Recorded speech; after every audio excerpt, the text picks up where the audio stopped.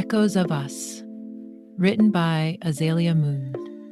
Previously on Echoes of Us.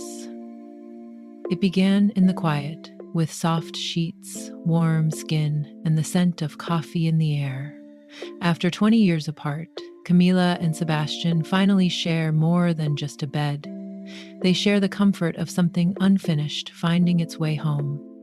But peace is fleeting.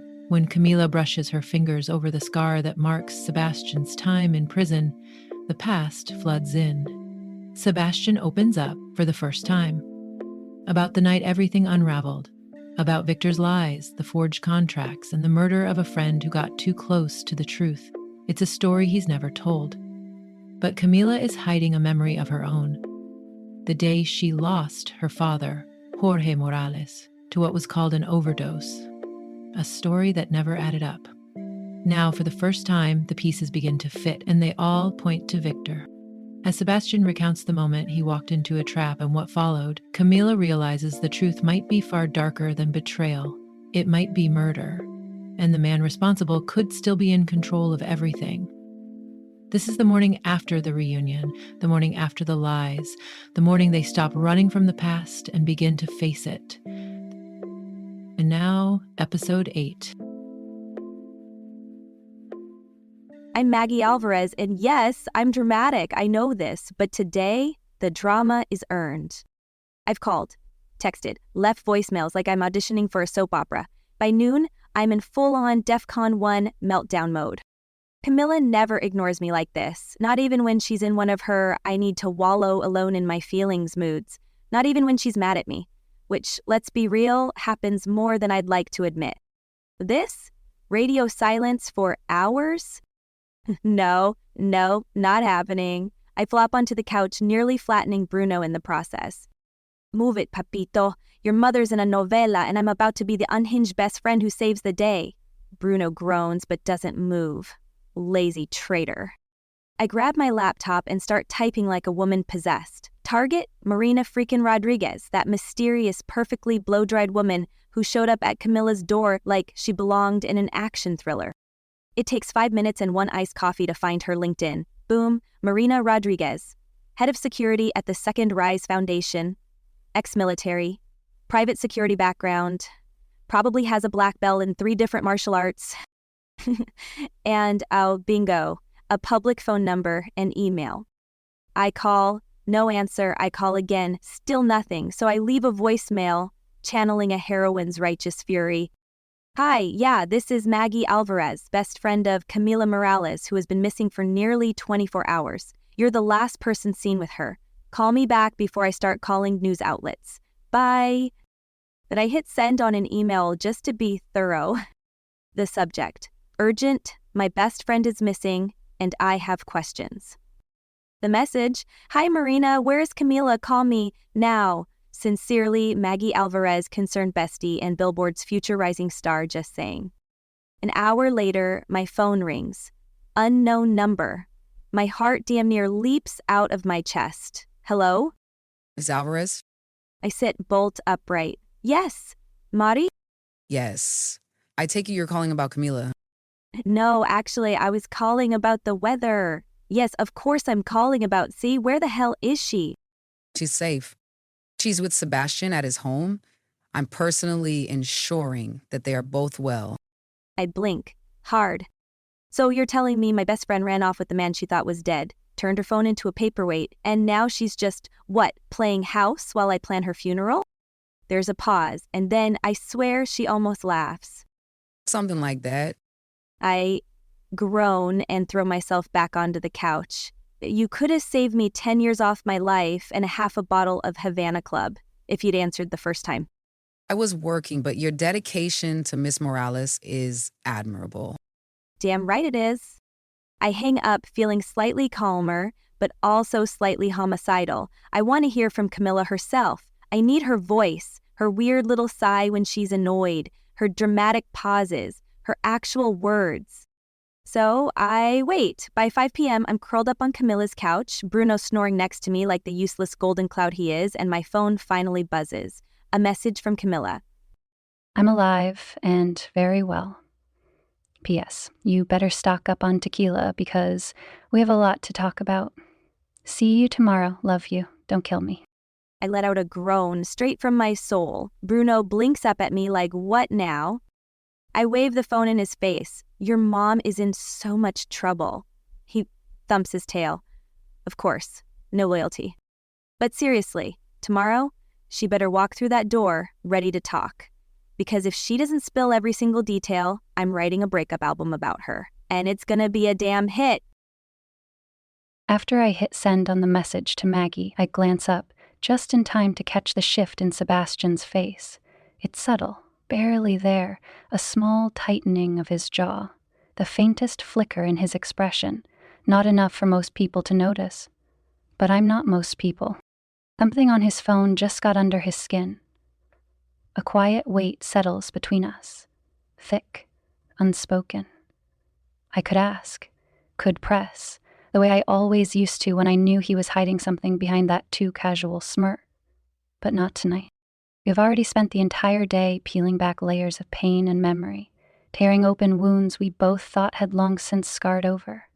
I'm not ready to ruin whatever this fragile piece is with more question. Instead, I let out a slow breath, roll my shoulders. I didn't realize how heavy my limbs feel until now, like the day has sunk into my bones. I need a shower, I murmur. Sebastian looks up from his phone, his mask snapping back into place, half amusement, half hunger.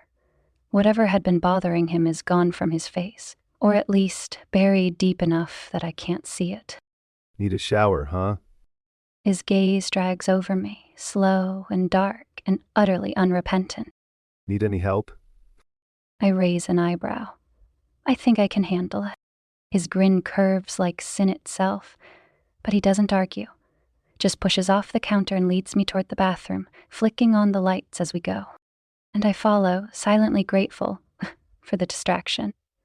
From the heat in his eyes, for the momentary pause, from all the things we still don't have answers for. The bathroom space is warm, modern, and too damn luxurious for one man. Heated floors, a massive walk-in shower with rainfall shower heads, and a marble vanity that looks like it belongs in a 5-star hotel. I smirk, glancing around.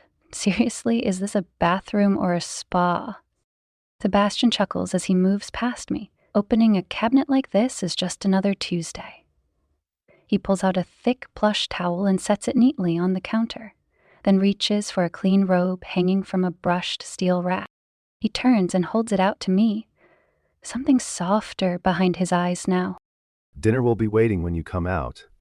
I study him for a moment, searching for whatever it was that made his expression change earlier. The thing he didn't say. The thing still sitting somewhere beneath the surface. But it's gone, tucked away behind the same careful calm I've seen him wear 1,000 times before. So I take the robe with a nod. He hesitates, just for a breath. Then he steps closer, tilting my chin up with 2 fingers, his touch gentle but grounding. You good? My throat tightens, but I nod. Yeah. He watches me a beat longer, like he's memorizing this version of me. Worn out, a little raw but still standing. Then he presses a soft kiss to my forehead. And just like that, he's gone. The door clicks shut behind him, and I'm finally alone. I inhale slowly, the heat from the shower already thick in the air, fogging up the glass. I let the robe slip to the floor and step under the stream of water. The second it hits my skin, hot and steady, I sigh, my shoulders drop, my muscles loosen. I let myself feel it just for a second.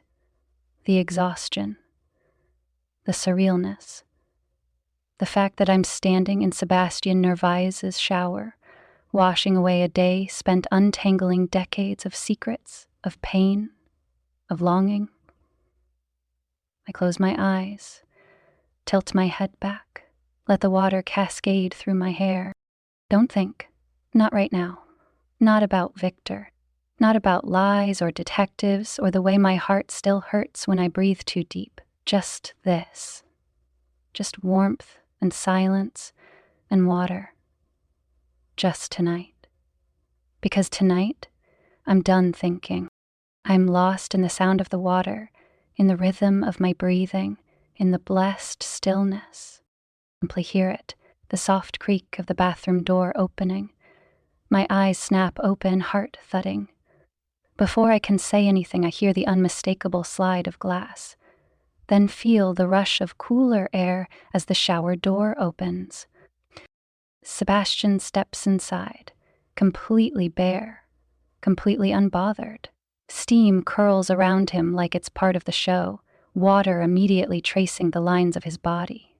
His chest, his stomach, the cut of muscle lower down. My breath catches. My brain stops. I swallow hard, heat blooming fast and furious under my skin. Not even the hot spray of the shower can compete with the fire in my vein. Sebastian, I changed my mind.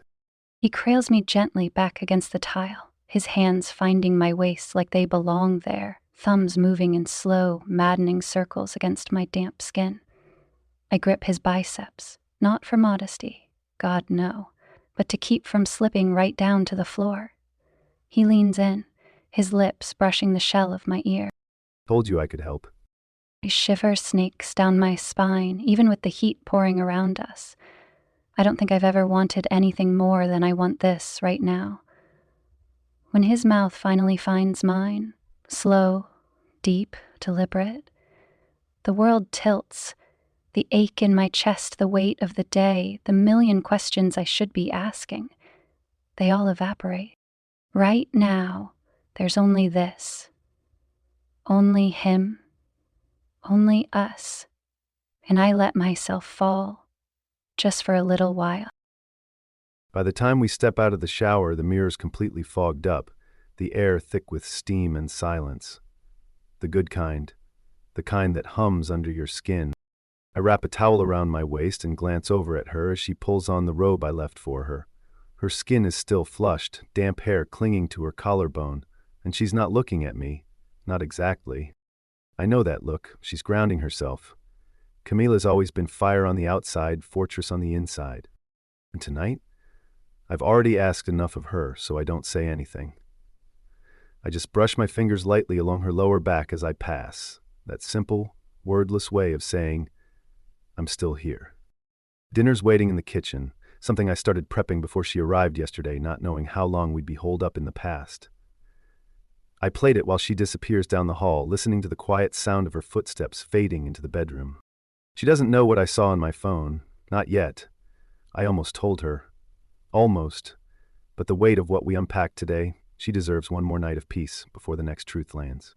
I set the plates down, pour her a drink, and then grab a beer for myself. I don't drink much anymore, but tonight feels like a rare exception.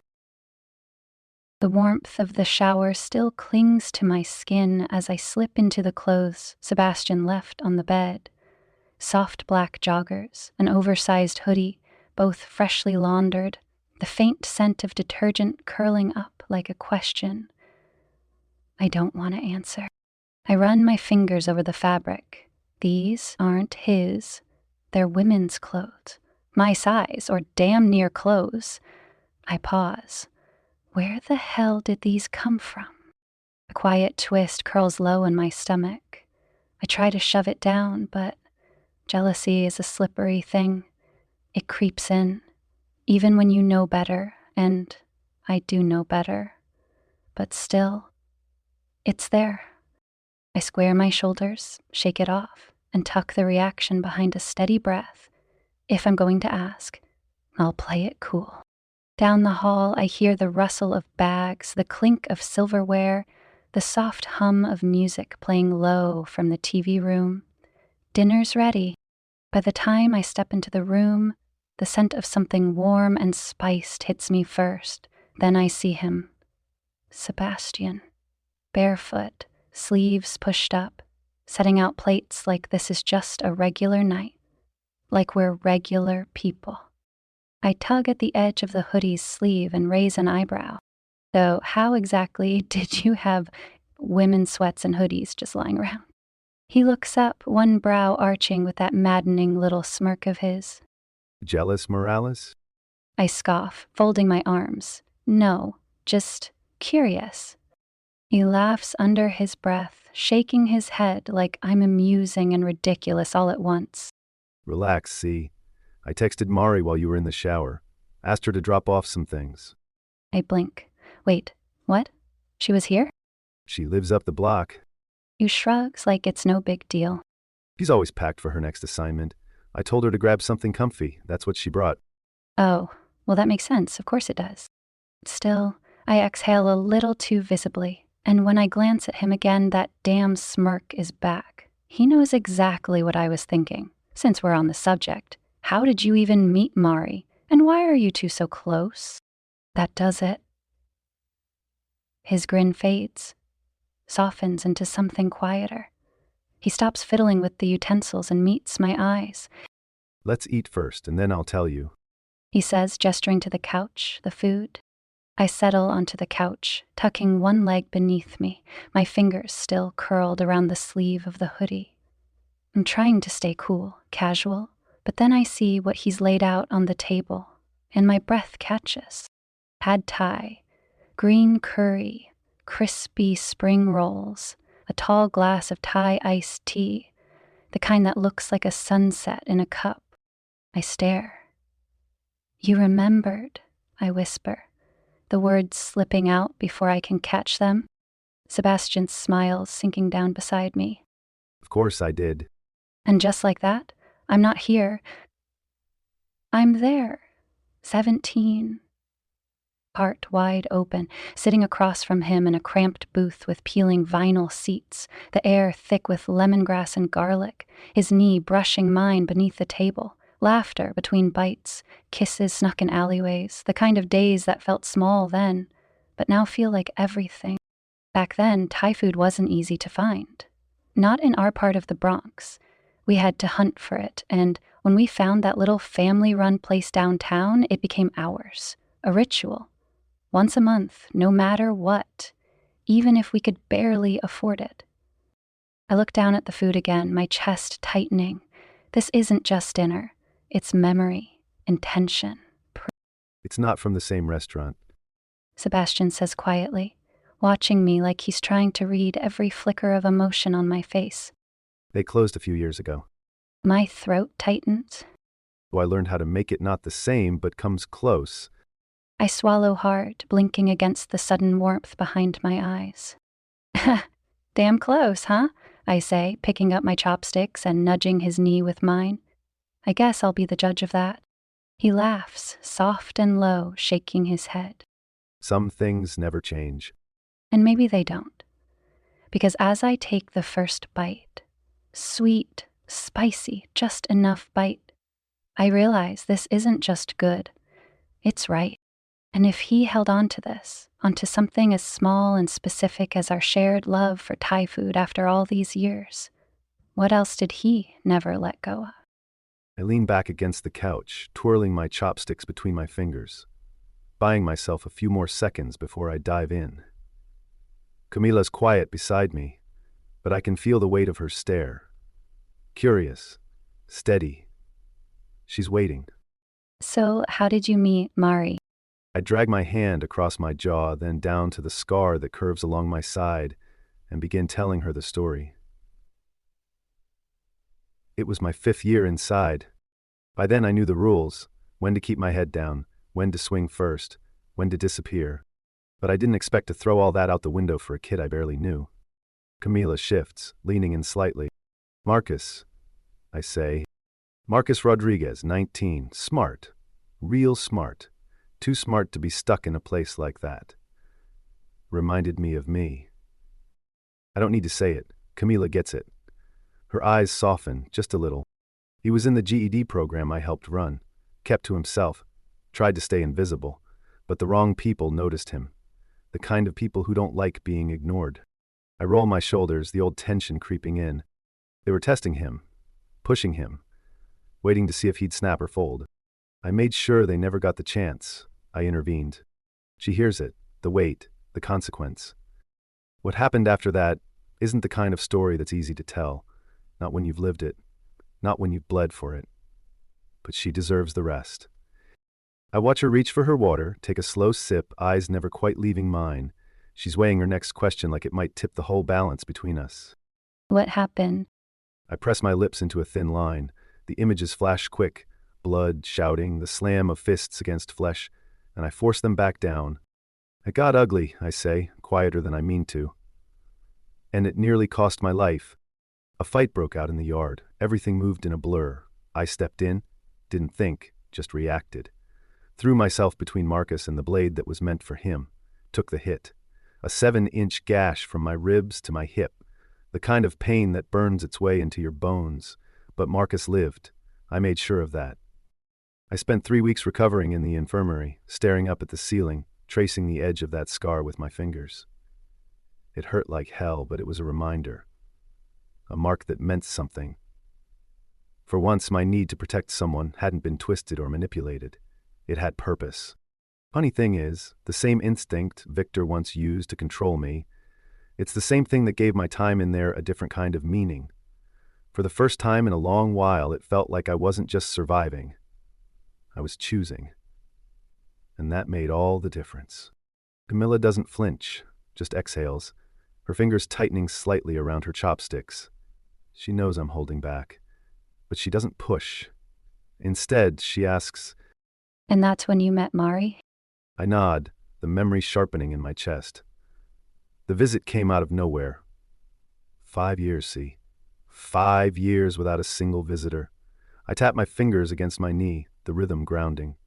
Then one day, they call my name and I walk into the visiting room expecting a lawyer, maybe a priest. Instead, I get Marina Rodriguez. I can practically see the scene in my head. Mari sitting there, all steel spine and zero patience, eyes sharp enough to cut through concrete. I shake my head, chuckling under my breath. She didn't waste time with small talk, just sat there, sizing me up like she was calculating my return on investment. Camilla leans in slightly, curious. What did she say? My smile fades. I remember the exact tone of Mari's voice, cool and measured. She said, "You watched my brother's back in here. I'll watch yours out there." There's a flicker in Camilla's eyes, understanding, maybe even something like admiration. She's starting to get it now, that this isn't just about alliances or convenience. I let out a slow breath, my gaze drifting to the glow of the TV across the room. She's part of the reason I was able to get out and build our foundation. Mari understands systems, hierarchies, how to work inside them just long enough to bend the rules without breaking them. She started visiting once a month, asking questions, gathering information, figuring out who was pulling strings and how to cut them. Camila processes that for a beat, then says, Everything truly does happen for a reason. I nod slowly because for the first time I can see that now. For a while, neither of us say anything. The silence isn't heavy, just full. Her gaze drops to the food, but I can tell her appetite's gone, mine too. This isn't just about Mari. It never was.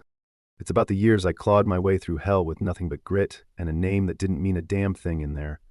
About the time stolen from me, days that bled into years, dreams that turned into survival tactics, every scar, every silence, every time I counted the bricks in the wall just to stay sane. I don't say any of that out loud, but I know she sees it. Camilla sets her chopsticks down and shifts closer, slow and sure, like she's not trying to fix anything. Just be here. Her hand settles on my knee, warm and steady. A grounding point. I look at her, unsure of what I'll find in her face, but she's not scared. She's not pulling away. She gives my leg a gentle squeeze and says, I could use some air. She glanced toward the balcony doors, still open from earlier. I held her gaze for a long moment, and something in me shifted. Unlocked.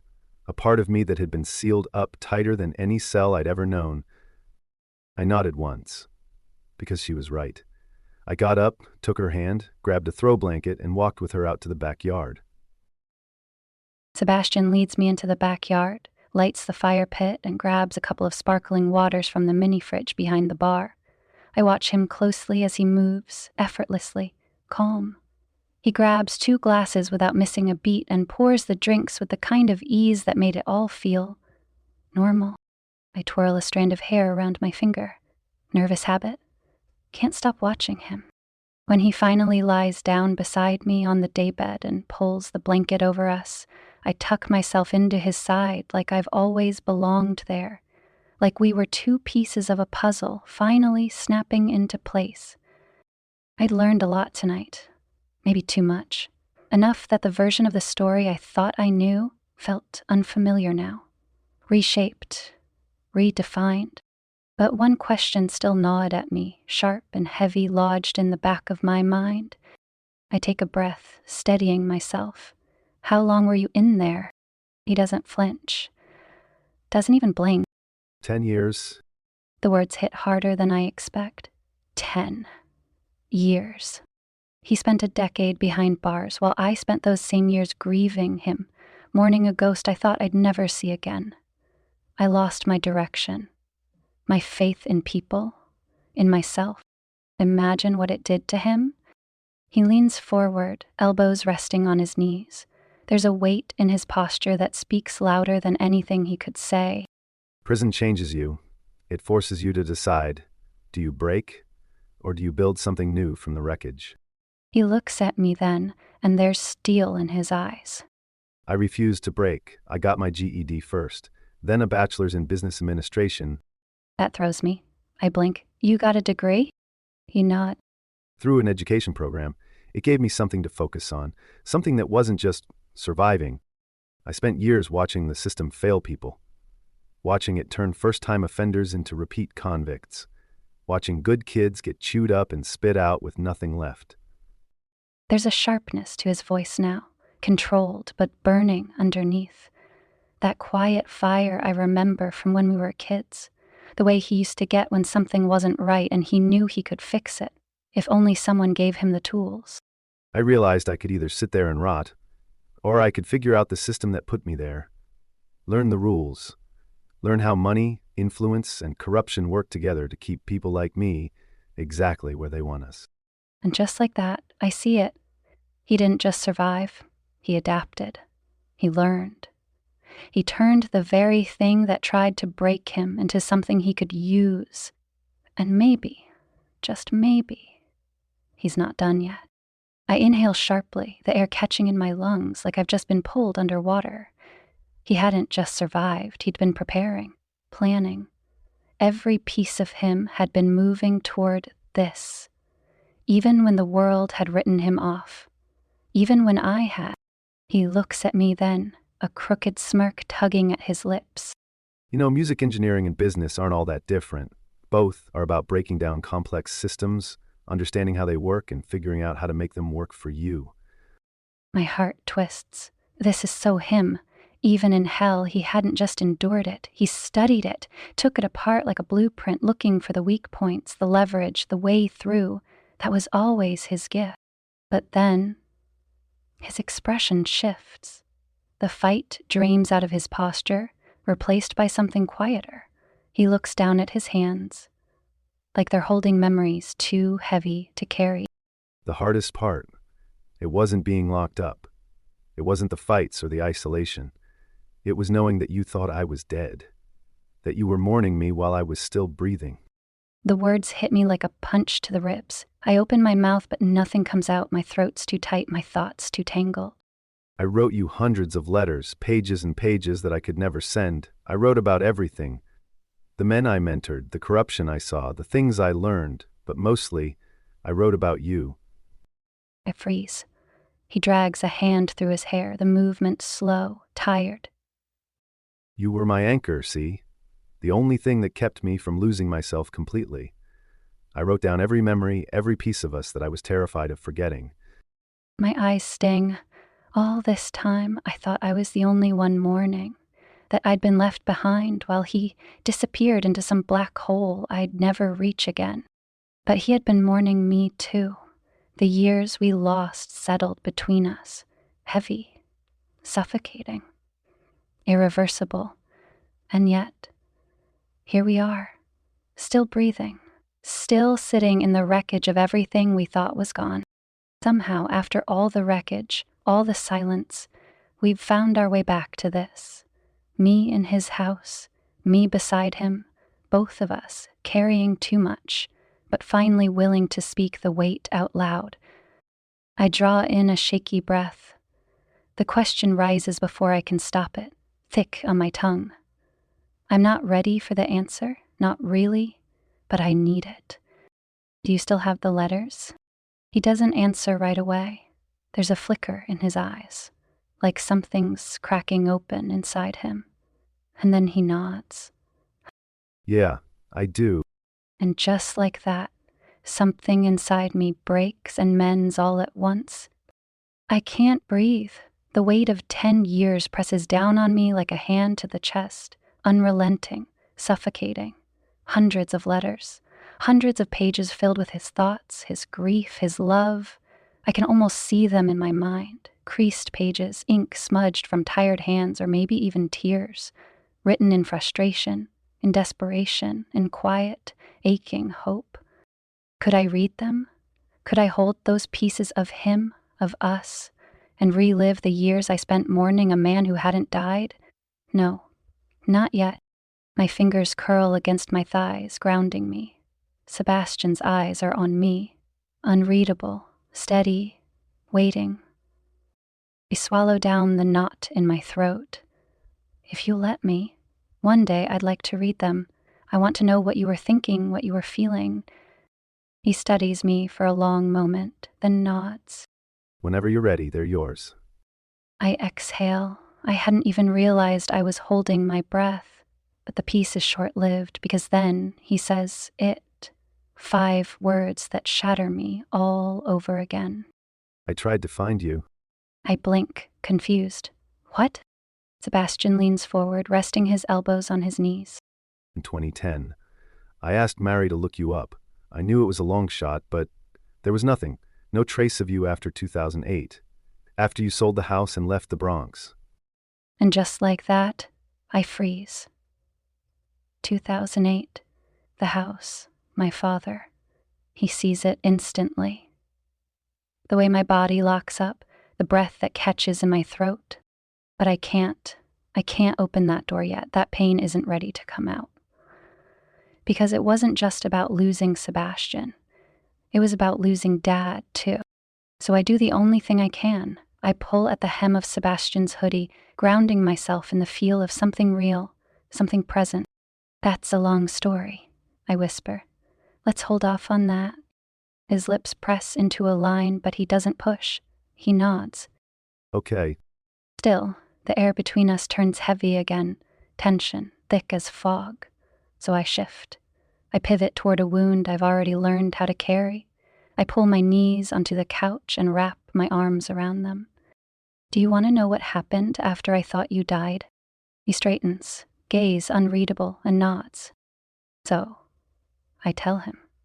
I take him back to Studio B, to the nights I spent tracing the microphone stand that wasn't his, because Victor had said the original was damaged. I tell him about the demo, still sitting on the mixing board, never touched, never erased. About his coffee cup, still on the console, the faint brown ring permanently etched into the bottom. I tell him about Victor and the way he'd find me standing in the doorway some nights, not doing anything, just watching. Like if I stared hard enough, maybe Sebastian would materialize in the sound booth. He told me, you would have wanted me to finish the album, but finishing felt impossible. Sebastian doesn't say a word, just listens, still as stone, eyes fixed on me with that quiet intensity that makes it easier and harder to keep going. I tell him about the memorial Victor arranged, how the studio filled with flowers, photos of him tacked up everywhere, laughing, working, completely unaware his life was about to end. The playlist Victor put together, all songs Sebastian produced, some of mine, some of other artists, all of them soaked in loss. I tell him about the shrine in the lobby, the center of it all, his old mixing notebook, battered, worn, pages filled with scribbled notes in his chaotic handwriting. And then I tell him about the page, the one he left for me, his last entry. Cece's finding her power. When she really lets go, there's something in her voice that reminds me of My breath catches, my voice nearly breaks. I never knew what I reminded you of. Sebastian swallows, throat working, but he stays silent. I continue and tell him about the night I finally sang again, months after the funeral, after I'd lost the will to create, to even try. How one night I couldn't hold it in anymore, and it all just spilled out. Grief, rage, love. A song with no structure, no polish, just raw, just real. My voice cracked and fell apart, and I didn't care. And when it was over, I collapsed at the mixing board. Fell asleep right there, the notebook beside me, tear stains soaking the blank pages. Victor found me the next morning. He didn't say anything, just stood in the doorway, watching me like he always did. But this time his face was different. He wasn't just grieving. There was something else in his eyes, something that looked a lot like fear. Sebastian's jaw tightens. I see it before he speaks. Because he knew? Knew what he had done to me, and he knew, even back then, that you might figure it out one day. A shiver climbs my spine. I can feel the weight in the room. Heavy, suffocating. The night has been too much, too intense, and though there are still so many questions circling in my mind, things I want to ask, to understand, I know we both need a break. I glance over at Sebastian. His expression is unreadable, but I can tell he's feeling the same pressure. It's past 10 p.m. when I check the time on my watch, but the hours feel stretched out, like we've lived an entire lifetime in these few moments. The weight of everything between us is thick, suffocating, and it makes my chest tight, even as I try to breathe through it. Sebastian shifts, rubbing a hand over his jaw before glancing over at me. Are you working tomorrow?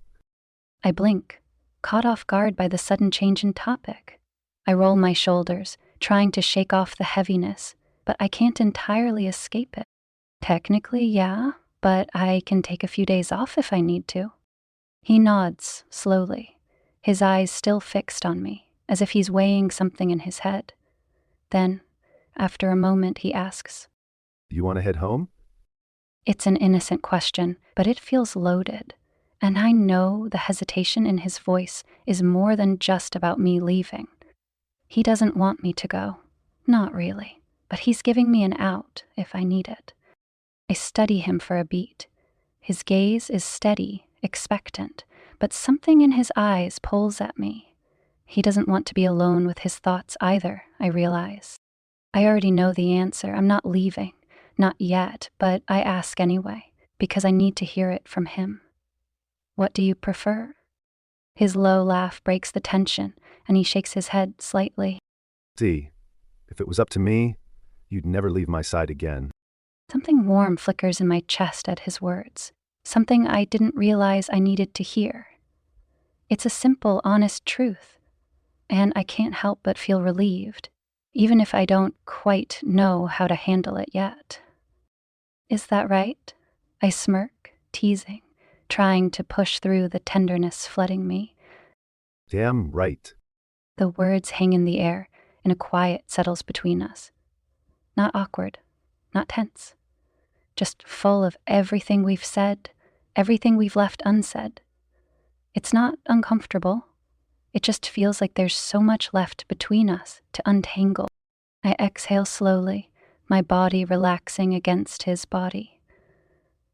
I'll stay, at least for another night, or until we're all caught up. I see the shift in him then, the subtle way he lets out a breath, the relief washing over his face. And for the first time tonight, I feel like maybe, just maybe, we might be able to find our way back to something that feels right again. The grin hits me instantly, and though I try to rein it in, I can't hide the feeling spreading through my chest. She's staying. With me. I lean back against the couch, unable to stop the smirk that pulls at the corner of my mouth. Might take more than a few nights, Morales. We've got 20 years to catch up on. Camilla laughs, shaking her head. We'll take it one day at a time. Her words hang in the air, the weight of them comforting in their simplicity. But then she pulls out her phone and my attention shifts as I watch her unlock it. I need to check on my fur baby. Make sure Maggie hasn't spoiled him rotten yet. I smirk, leaning back and watching her. My stepson? Camila glances up at me, surprised, but then smirks. She looks back at her phone and starts shooting off a text to Maggie. I reach for my own phone, my fingers hovering over the messages for a second before I type out a quick text to Marcus. The same Marcus whose life I saved all those years ago. I'm working from home for a few days. Only call if it's urgent. Marcus responds almost immediately. Understood, boss. Need me to send anything over? No. Just hold down the fort. Next, I send a quick message to Mari. Camilla is staying for a few days. I won't be in the office. Keep things running. Let me know if anything needs my attention. Mari's response is as fast as ever. I figured. Already handled. Try to get some sleep for once. I smirk as I toss my phone onto the table. Camila follows suit, giggling as she does. And then, without missing a beat, she swings a leg over me, straddling my lap with that wicked glint in her eye. It hits me all at once. This side of her. Playful and bold. The Camilla she only shows when she feels safe, when she feels mine. I reach up, slowly tugging the tie from her hair, letting the strands spill loose around her face and down her shoulders. My fingers trail down to her hoodie. I take my time unzipping it, expecting to see the t-shirt I left her this morning. But underneath, nothing but bare skin and temptation. My breath catches. She smirks, daring me to say something, but I can't. I'm too busy pressing my face to her chest, groaning as heat floods my body.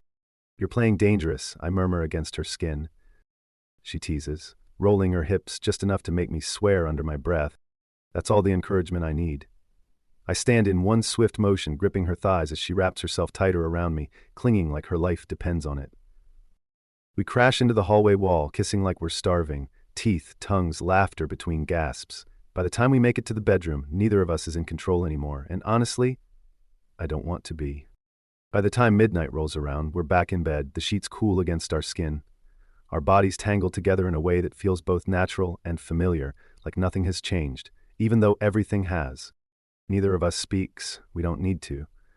We both know the next few days will be blissful and emotionally exhausting, but for now, we have this. That's it for this week's episode of Echoes of Us. But the story is far from over. New episodes drop every Thursday, so be sure to follow, subscribe, and never miss a moment. Thank you for listening and being a part of the story. Your support means everything. If you enjoyed the episode, please consider leaving a review or sharing with a friend. It helps more listeners find us. Until next time, listen closely, because sometimes the past isn't as far away as it seems.